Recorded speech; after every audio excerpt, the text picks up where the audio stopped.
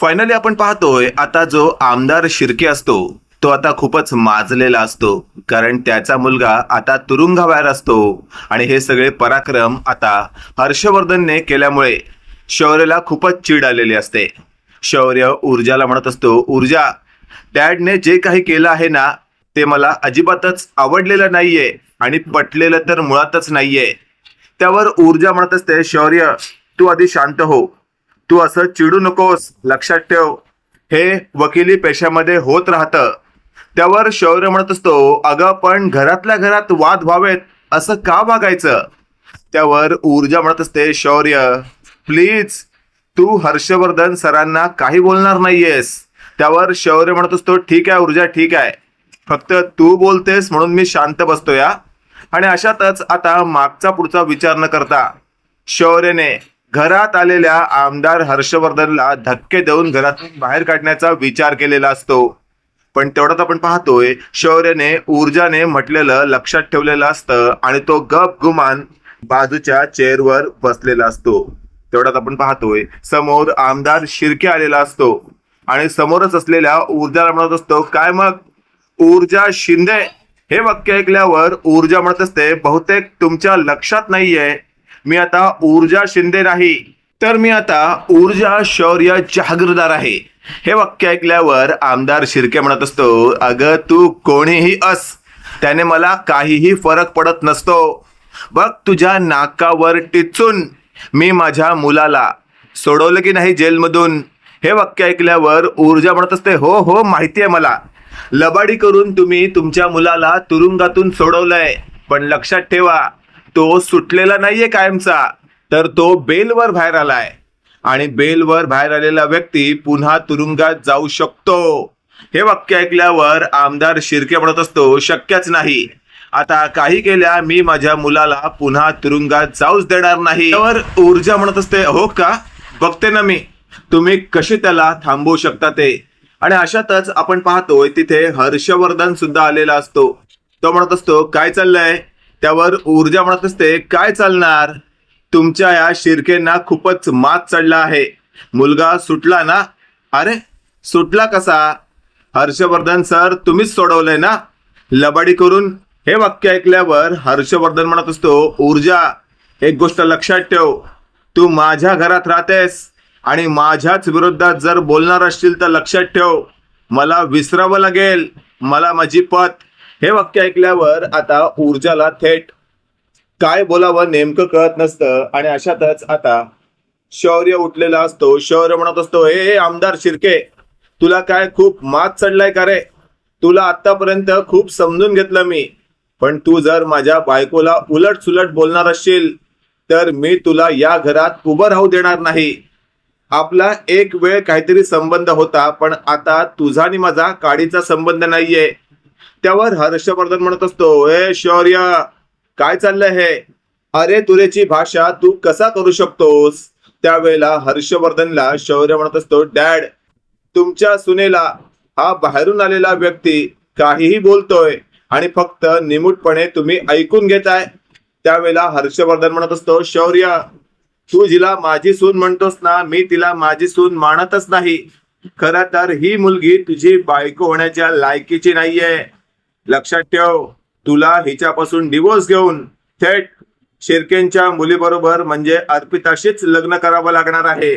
हे वाक्य ऐकल्यावर शौर्य म्हणत असतो, डॅड अहो डोक्यावर पडलात का तुम्ही, काय बोलताय तुमचं तुम्हाला तरी कळतंय का, तुमची हिंमतच कशी झाली असं बोलायची. माझी ऑफिशियली बायको ऊर्जा शौर्य जहागीरदार तुमच्या समोर उभी असताना तुम्ही मला हिच्याशी डिवोर्स घेऊन अर्पिता बरोबर लग्न करायला सांगताय, जे कधीच पॉसिबल नाहीये. त्यावर आमदार शिर्के म्हणत असतो, वकील साहेब हे काय ऐकतोय मी, म्हणजे तुमचा मुलगा तुमच्या शब्दाबाहेर जातोय तर. त्यावर लगेचच आता मागचा पुढचा विचार न करता हर्षवर्धन म्हणत असतो, आमदार शिर्के काळजी करू नका, त्याचं डोकं ठिकाणावर नाहीये. या मुलीने त्याचं ब्रेन वॉश केलंय आणि मलाही कळतं की माझ्या मुलाला टाळ्यावर कसं आणायचं ते. अशातच आपण पाहतोय आता मागचा पुढचा विचार न करता शौर्य म्हणत असतो, शिर्के साहेब प्लीज निघा तुम्ही. आतापर्यंत अरे तुरीची भाषा जर तुम्हाला समजली नसेल तर यापुढे मी तुम्हाला धक्के मारून घरातून बाहेर काढायलाही कमी करणार नाही. आता हे वाक्य ऐकल्यावर आमदार शिर्के म्हणत असतो, अच्छा, तू कालचा पोरगा मला धक्के मारून बाहेर काढणार? वकील साहेब, याला तुम्ही लहानपणी नीट समज दिलेली दिसत नाहीये. त्यावर हर्षवर्धन आता शौर्यला म्हणत असतो, शौर्य बेटा, या बाहेरच्या व्यक्तींसमोर माझी लाच काढणार आहेस का तू? त्यावर शौर्य म्हणत असतो, डॅड, कसं बोललात तुम्ही आता? हे बाहेरचे व्यक्ती ना? लक्षात ठेवा, हे बाहेरचेच आहेत. ऊर्जा आपली घरची आहे. बाहेरच्या लोकांसमोर आपल्या घरातील सुनेचा अपमान करू नका. डॅड, एक गोष्ट लक्षात ठेवा, या शिर्केला तुम्ही जितक्या जवळ करण्याचा प्रयत्न कराल ना, हा शिर्के तितका तुम्हाला संपवण्याचा प्रयत्न करेल. लक्षात ठेवा, ही राजकारणी माणसं कधीच कुणाची होत नसतात. स्वतःच्या घरातल्या लोकांनाही मारायला कमी करणार नाहीत. आपण तर यांच्यासाठी दूरची लोक आहोत. हे वाक्य ऐकल्यावर हर्षवर्धन म्हणत असतो, आता तू मला शिकवणार का मी काय करायचं आणि काय नाही ते? शौर्य, आताच्या आता आतमध्ये जा. त्यावर ऊर्जा म्हणत असते, शौर्य प्लीज आत चल, इथे थांबण्यात काहीच अर्थ नाहीये. आता ऊर्जाने म्हटल्यामुळे शौर्य लगेचच या आमदाराला डोळे दाखवून असं म्हणत असतो, बघतोस तुम्हाला, आणि लगेचच आता शौर्य ऊर्जा बरोबर आत गेलेला असतो. इकडे आपण पाहतोय आता बेल्सवर सुटून आलेला विक्रांत खूपच माच करत असतो.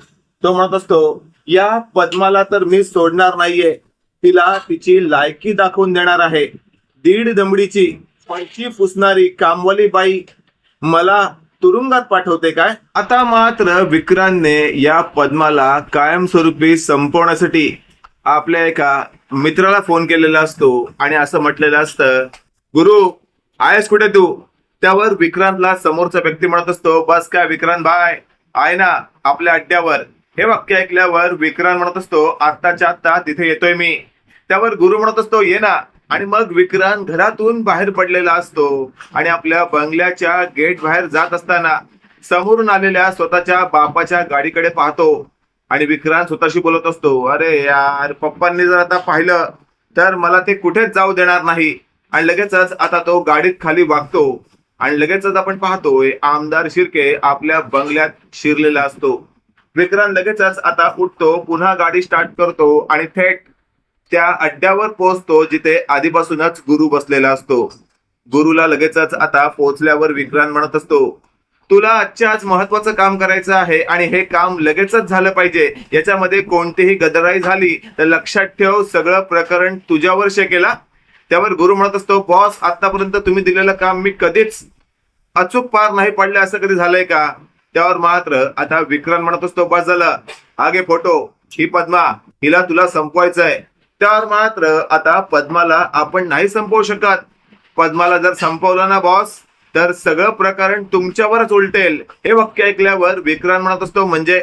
त्यावर तो गुरु तो म्हणत असतो, अहो बॉस, समजून घ्या, सध्या प्रकरण कोर्टात पोहोचलंय. जर त्या पद्माला उद्या बाहेरच्या व्यक्तीने जरी मारलं ना, तरी सगळं प्रकरण तुम्हीच घडवून आणलंय असं सिद्ध होणार.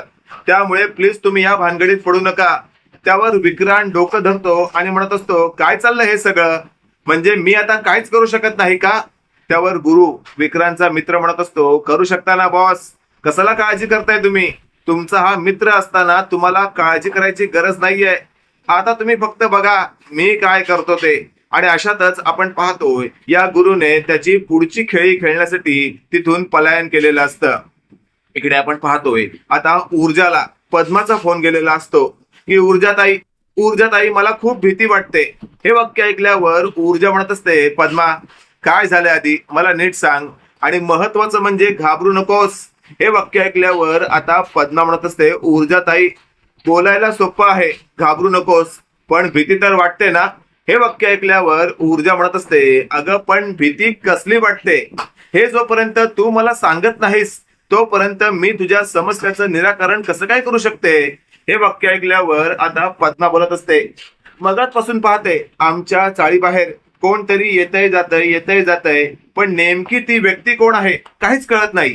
हे वाक्य ऐकल्यावर आता ऊर्जा म्हणत असते, म्हणजे तुला कोणावर संशय आहे का? त्यावर पद्मा म्हणत असते, हो ताई, मला त्या विक्रांतवरच संशय आहे. विक्रांतचाच माणूस असणार हा.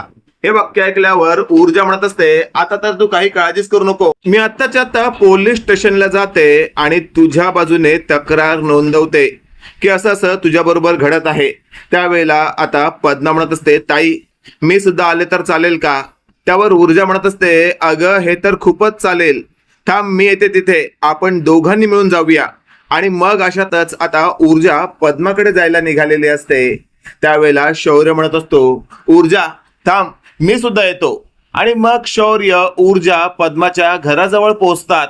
आणि तेवढ्यात आपण पाहतोय आता पद्माने शौर्यला म्हटलेलं असतं, शौर्य दादा हा बघा, हा व्यक्ती जो आपल्या गल्लीतून आता बाहेर पडला ना, तोच व्यक्ती मग जर ना 5-6 वेळा या गल्लीत आला होता, पण तो या गल्लीतला नाहीये. हे वाक्य ऐकल्यावर शौर्यने धावत जाऊन त्याची गच्चांडी धरलेली असते. आणि शौर्यने गच्चांडी धरताच तो शौर्याच्या हाताला झटका मारून पळण्याचा प्रयत्न करत असतो.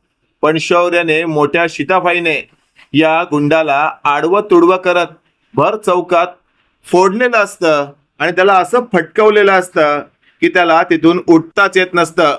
तेवढ्यात तिथे ऊर्जा आणि पद्मा सुद्धा पोहोचतात.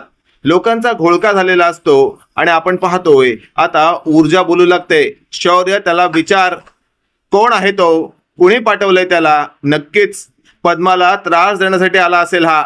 त्यावेळेला तो म्हणत असतो, नाही नाही मी तर एक भुरटा चोर आहे, मी चोरी करायला आलो होतो.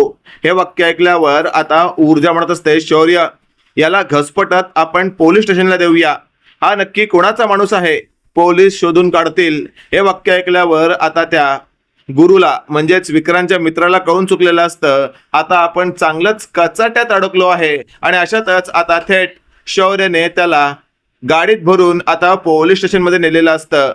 माने म्हणत असतात, कोण आहे कोण व्यक्ती हा? त्यावर शौर्य म्हणत असतो, माने हा तोच व्यक्ती आहे जो पद्माला त्रास देण्यासाठी पद्माच्या घराजवळ फिरत होता. आणि अशातच आपण पाहतोय मानेने आता त्याला कस्टडीत घेत चांगलं फटकवल्यानंतर त्याने असं म्हटलेलं असतं, या सगळ्या प्रकरणात तो विक्रांत शिर्के इन्व्हॉल्व आहे, त्याने मला पद्माला किडनॅप करायला पाठवलं होतं. हे वाक्य ऐकल्यावर मात्र आता ऊर्जा म्हणत असते, माने याला चांगलं फोडून काढा, याला बदडून काढा, याला असं दाखवा की उभ्या आयुष्यात हा कधी असल्या प्रकारची कामं करणार नाही. आणि मानेने आता त्या पद्धतीने त्याला तुडवायला सुरुवात केलेली असते. इकडे आपण पाहतोय आता मानेने हर्षवर्धनला फोन केलेला असतो. हर्षवर्धन म्हणत असतो, काय माने, आईच्या ऑपरेशनसाठी पैसे कमी पडतायत का? त्यावेळेला माने म्हणत असतो, सर तसं प्रकरण नाहीये, अहो या विक्रांत शिर्केला सोडून आपण खूप मोठी चूक केली आहे. हे वाक्य ऐकल्यावर आता हर्षवर्धन म्हणत असतो, म्हणजे माने काय म्हणायचंय काय तुम्हाला? त्यावर मानेने सगळा प्रकार हर्षवर्धनला सांगितल्यानंतर हर्षवर्धनने कपाळावर हात मारून घेतलेला असतो. आणि तेवढ्यात हर्षवर्धन म्हणत असतो, या नालायकाला किती समजावं कळत नाही मला, आता तर मी याची चांगलीच खरडपट्टी करतो. त्यावर माने म्हणत असतो, हर्षवर्धन सर मी तुम्हाला आधीच सांगितलं होतं की हा विक्रांत चांगला माणूस नाहीये, नका याच्या केसमध्ये एवढा इंटरेस्ट दाखवू, सोडून द्यायला, सोडू द्या आतमध्ये तुरुंगात, पण तुम्ही माझं ऐकलं नाहीत. त्यावर हर्षवर्धन म्हणत असतो, माने बरोबर आहे तुमचं, पण तुम्ही काळजी करू नका, मी बघतो काय करायचं ते. आणि अशातच हर्षवर्धनने मानेचा फोन कट केलेला असतो. इकडे आपण पाहतोय आमदार शिर्के घरात दारू पीत बसलेला असतो. आणि तेवढ्यात हर्षवर्धनचा आलेला कॉल आमदार शिर्केने रिसीव्ह केलेला असतो. आमदार शिर्के म्हणत असतो, काय मग वकील साहेब, तुम्हाला कसं कळलं? मी प्यायला बसलोय, या या तुम्ही सुद्धा या, मस्त आफ्रिकेवरून आणलेली बाटली आहे, दोघांनी संपवूया. हे वाक्य ऐकल्यावर हर्षवर्धन म्हणत असतो, शिर्के साहेब तुम्ही मला दारू ढोसायला बोलवताय? अहो पण जरा विचार करा, तुमच्या त्या दिवट्याला सोडून आपण खूप मोठी चूक केली आहे. हे वाक्य ऐकल्यावर शिर्के म्हणत असतो, अहो वकील साहेब तुम्ही पण त्या ऊर्जाची भाषा का बोलू लागलात? त्यावेळेला हर्षवर्धनने घडलेला सगळा प्रकार आमदार शिर्केला सांगितल्यानंतर शिर्के म्हणत असतो, काय या नालायकाने सगळं असं केलंय? त्यावर हर्षवर्धन म्हणत असतो, हो पण शिर्के एक गोष्ट लक्षात ठेवा, आता मी तुमच्या मुलाला यापुढे समजावण्याचं काम करणार नाही आणि यापुढे जर त्याला तुरुंगात जावं लागलं तर मी त्याला सोडवण्यासाठी धडपड करणार नाही. त्यावर आमदार शिर्के म्हणत असतो, वकील साहेब असं बोलू नका, सगळं तुमच्याच हातात आहे आणि तुम्ही जर असं अंग काढून घेणार असाल तर मी कोणाकडे पाहायचं? त्यावेळेला हर्षवर्धन म्हणत असतो, आधी तुमच्या दिवट्याला समजवा, नाहीतर माझ्याकडे पाठवा. मी 2 माणसं लावून त्याला चांगलं पडवून काढतो. 2 दिवस त्याला चांगलं तुडवतो, त्याची अक्कल ठिकाणावर आणतो आणि मग त्याला चांगला तयार करतो मी. हे वाक्य ऐकल्यावर आता आमदार शिर्के म्हणत असतो, थांबा थांबा, तसं करण्यापेक्षा मी माझ्या पद्धतीने त्याला समजवतो आणि त्याच्याकडनं पुन्हा अशी चूक होणार नाही याची सगळी खबरदारी मी घेतो. आणि अशातच हर्षवर्धनने फोन कट केलेला असतो. आता हा दिवट्या म्हणजे विक्रांत घरी आलेला असतो आणि तो खूपच प्यायलेला असतो. लगेचच आमदार शिर्के हातात असलेली बिअरची बाटली विक्रांत शिर्केच्या डोक्यावरच फोडतो आणि त्यावेळेला विक्रांत म्हणत असतो, पप्पा काय करताय तुम्ही हे? त्यावर आता आमदार शिर्के म्हणत असतो, नालायका, तू ज्या पद्धतीने वागलायस ना त्यासाठी हे सुद्धा कमी आहे. तुला आता या बाटलीतच भरतो आणि वरून बुच्च लावून तुला कुठल्या तरी कपाटात बंद करून ठेवतो.